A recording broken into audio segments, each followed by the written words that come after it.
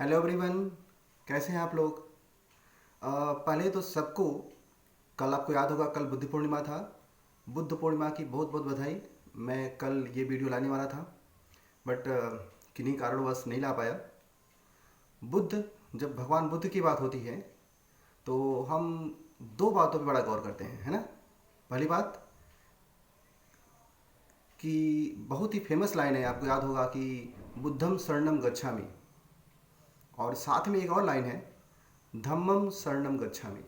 दोनों का अर्थ बहुत ही प्रासंगिक लगता है मुझे इस समय में, जब पूरी दुनिया बहुत ही तरह तरह के विषाणुओं, मतलब वायरस से प्रकोप से एक तरीके से कहिए परेशान है। तो मुझे लगता है दोनों ही जो एक तरीके से मंत्र हैं, दोनों ही मंत्र बहुत ही प्रासंगिक लगते हैं, बहुत ही ज़्यादा असली लगते हैं इस समय में, है ना।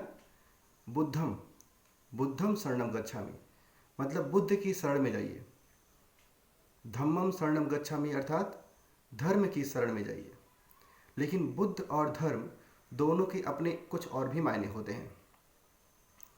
बुद्ध के शरण में जाने का अर्थ ये नहीं कि भगवान बुद्ध की शरण में जाना है। मैं इसको बुद्ध अर्थात नॉलेज, ज्ञान की शरण में जाना भी समझता हूँ। ज्ञान की शरण में जाना मतलब सबको ज्ञान की तरफ जाना चाहिए, और धर्म की शरण में जाना चाहिए। यहाँ पर भी धर्म हमारा पर्सनल रिलीजन नहीं है।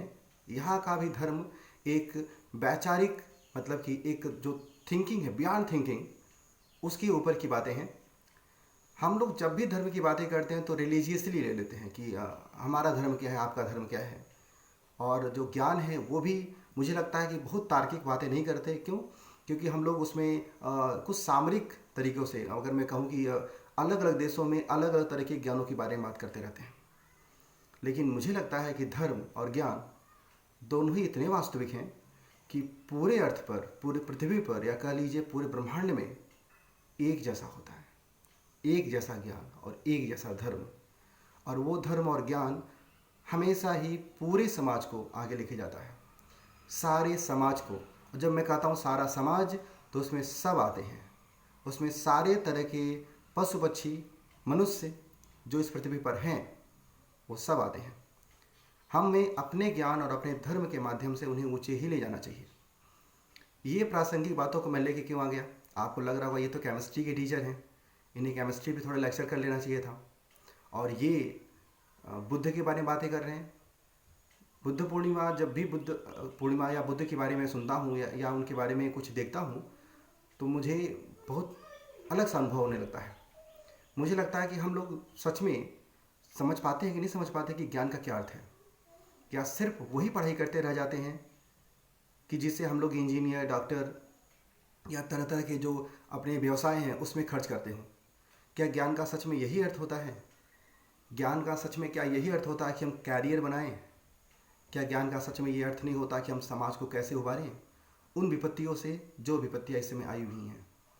आपको पता है इस समय दुनिया भर के डॉक्टर कोरोना, जो कोविड-19 है, उसके वैक्सीन बनाने में जुटे हुए हैं। लेकिन थोड़ा तार्किक रूप से देखिए कि क्या वो वैक्सीन बनाने में जुटे हुए हैं कि उसके होड़ में जुट गए हैं कि हमारे देश में वैक्सीन पहले आ जाए, हमारे देश में वैक्सीन पहले आ जाए। हम पहले वायरस लाते हैं, हमारे ही क्रियाकलापों से पहले वायरस आता है, फिर हम उनकी वैक्सीन ढूंढते हैं। मतलब हम पहले अपने ही समाज का नाश करते हैं, फिर उस समाज को आगे बढ़ाने के लिए काम करते हैं। जब मैं वायरस के बारे में पढ़ा करता था तो मुझे लगता था कि जब ये मृत है, मतलब हम लोग जब बायोलॉजी में इसको पढ़ते थे तो कहते थे कि वायरस जब तक किसी जीवित के कांटेक्ट में नहीं आता, जब तक किसी जीवित प्राणी के, चाहे पशु हो, चाहे पक्षी हो, चाहे पौधा हो या मनुष्य हो, कि कांटेक्ट में नहीं आता, तब तक वो मृत माना जाता है। विषाणु कहा गया उसको, मतलब वो जीवित और मृत के बीच का एक कड़ी है। तो इसका अर्थ ये हुआ कि कहीं ना कहीं हमारी एक्टिविटीज़, हमारी क्रियाकलाप हमेशा ही उन वायरसेस को हमारे ही कांटेक्ट में लाते हैं, और फिर वो पूरी तरीके से इस समाज पे एक तरीके से कह सकते हैं कि बीमारियों का एक बाढ़ ला देते हैं। और कुछ बीमारियां जो हमारे ही कंट्रोल में फिर नहीं रहती। जैसे कि इस समय आप समझ पा रहे होंगे मैं किसके बारे में बातें कर रहा हूँ। हम सब लोग अपनी सुरक्षा, अपने देश और अपने समाज की सुरक्षा के प्रति सोचते तो हैं, लेकिन वही देश और वही समाज कभी न कभी किसी न किसी रूप में कोई ना कोई वायरस पैदा करता रहता है, जो ये नहीं समझ पाते कि वही वायरस बाद में उन्हीं के समाज को मारेगा भी, पूरी दुनिया भर के समाज को डिस्टर्ब करेगा। तो बुद्धम शरणम गच्छामि का फिलहाल अर्थ तो यही है, हमें एक एक तरह के ज्ञान के बारे में सोचना चाहिए। एक ऐसा ज्ञान, एक ऐसा बुद्ध जो पूरे ग्लोब को, पूरे पृथ्वी को एक सूत्र में बांधता हो। एक ऐसा धर्म जो पूरे समाज, पूरे वसुधैव कुटुंबकम वाली जो बात का मैं समझता हूँ, पूरे समाज को एक धर्म में बांधता हो। आप अपने अपने धर्म को निभाते रहिए, लेकिन जो धर्म पूरे दुनिया भर को एक साथ आगे ले जाता है उसके बारे में भी सोचते रहिए। अपने अपने कंट्रीब्यूशन को, अपनी अपनी जो चीज़ें हैं अपने धर्म के माध्यम से, अपने ज्ञान के माध्यम से कंट्रीब्यूट करते रहिए कि जिससे देश और समाज आगे बढ़ता रहे। ठीक है, थोड़ा सा मैं टॉपिक को थोड़ा सा चेंज करता हूँ और मैं चाह रहा था कि हम लोग बातें करें इस समय जो कैरियर क्राइसिस है दुनिया भर में। जब मैं न्यूज़पेपर में पढ़ता हूँ, कहीं पर कोई लेख सुनता हूँ, पढ़ता हूँ, या किसी के विचार सुनता हूँ, पढ़ता हूँ, तो मुझे लगता है कि हम सारे लोग एक सबसे जो महत्वपूर्ण चीज़ है उससे थोड़ा सा उसमें उलझ गए हैं। वो है कैरियर। मेरा, आपका कैरियर, हम सबका कैरियर। हम सबको भय है हमारे जॉब को जाने की। हम सबको भय है कि इस कोविड-19 से निकलने के बाद क्या होने वाला है। हम सबको भय है कि हमारे कल्चर में क्या बदलाव आने वाला है। और बदलाव आप महसूस करते होंगे, जो दिन में एक बार हाथ नहीं धुलता था सही से, वो कम से कम दिन में इतनी बार हाथ धुलता है अपना कि मुझे लगता है कि वो सोचता होगा कि अरे ये कितना बड़ा बदलाव आ गया है ना। हम बार बार किसी कॉन्टैक्ट में जाने की जगह अब सोशल डिस्टेंसिंग का पालन करते रहते हैं, और ये सही भी तो है। कल्चर कभी भी, ध्यान रखिए, जब भी हम लोग अंधाधुंध दौड़ में दौड़ना शुरू कर देते हैं, जब भी हम मॉडर्नाइजेशन की बातें करते हैं, वैश्वीकरण की बातें करते हैं, तो उसमें हम लोग ये भूल जाते हैं कि कल्चर एक ऐसा वर्ड है, सभ्यता एक ऐसा शब्द है जो हमेशा हमें आगे ले जाता है, और हम उस सभ्यता को, उस कल्चर को भूलते जा रहे थे, है ना। अब वही सभ्यता, लोगों से को हाथ जोड़ के प्रणाम करना, लोगों क्या नाम है, साफ़ सफाई रखना, पर्सनल हाइजीन जिसको बोलते हैं, पर्सनल हाइजीन ही बाद में कम्युनिटी हाइजीन में कन्वर्ट होता है। अगर हम खुद स्वच्छ नहीं रहेंगे, खुद स्वच्छ नहीं रहेंगे, तो हम समाज को स्वच्छ नहीं रख सकते।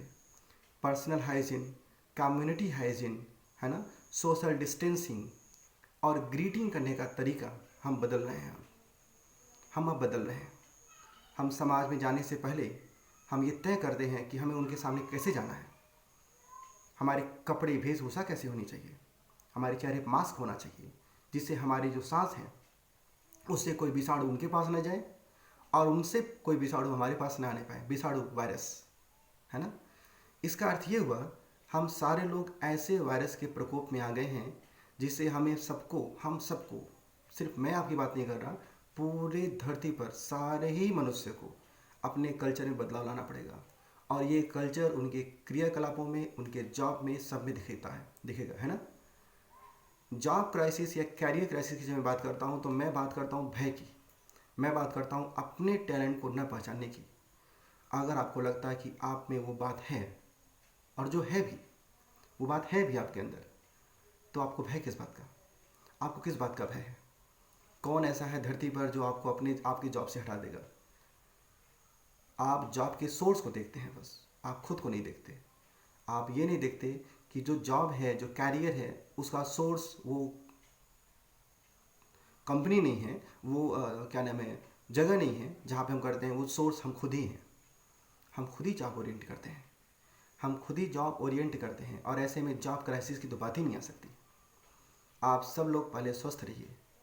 स्वस्थ, ये भी एक बड़ा ही विशाल शब्द बनने वाला है। अब जब हम लोग कोविड-19 से आगे आएंगे और इसे निकल के बाहर आएंगे, तो दुनिया भर को सोचना पड़ेगा कि हम सारे पैसा जो हमारी जीडीपी का जितना परसेंटेज हम लोग दूसरी जगह पर लगा रहे थे, उसका एक बड़ा हिस्सा अब लगाना पड़ेगा हेल्थ सेक्टर में। क्योंकि अब अगर ऐसा नहीं हुआ तो सारा इकोनॉमी ध्वस्त हो जाएगा। जब हम इकोनॉमी की बात करते हैं तो हम पूरा का पूरे देश और दुनिया की बातें करते हैं। आपको दिख रहा होगा कि इस एक हेल्थ सेक्टर में सही से कह सकते हैं कि सुविधाएं ना होने की वजह से पूरी इकोनॉमी ध्वस्त पड़ी हुई है, पूरी दुनिया की इकोनॉमी, है ना। हम मनी फ्लो से, हम लोग कह सकते हैं कैश फ्लो से पीछे आ गए हैं, है ना। और कैश फ्लो के बिना इकोनॉमी चलती नहीं है। सारे तरह के जॉब ओरिएंटेशन, सारे तरह के peoples whosoever are working in India or across the world, they are all, है ना, सबको किसकी आवश्यकता है? सबको आवश्यकता है कैश की, उस मनी की। मैं सिर्फ कैश की बात, उस कैश इन हैंड नहीं बोल रहा, मैं कैश इन मोबाइल भी बोल रहा हूँ, कैश इन बैंक भी बोल रहा हूँ, क्योंकि उसके बिना आपकी रोज़मर्रा की ज़रूरतों का कुछ भी नहीं होने वाला है ना। इकोनॉमी को चलाने के लिए मैं जब दो तीन चीज़ें पढ़ता था, ज़्यादा तो मुझे इकोनॉमी के बारे में पता नहीं है, तो मैं जब पढ़ा करता था तो मुझे लगता था कि इकोनॉमी को चलाने के लिए दो चीज़ों की इम्पोर्टेंट जो थोड़ा मेरे तरफ समझ से होती है। एक तो ये कि हम कुछ सेविंग रखें, ठीक है, जिससे हम अपने समाज और देश को जब आवश्यकता पड़े तो हम उस सेविंग का यूज़ कर पाएँ, और वो सारे लोग रखते हैं।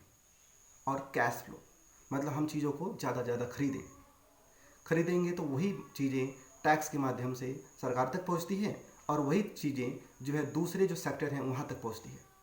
मतलब कि cash flow in the bank sector, cash flow in the system, cash flow in the country, cash flow in the globe. अगर आप कुछ खरीदना ही छोड़ देंगे तो इकोनॉमी को आप आगे नहीं ले जा सकते।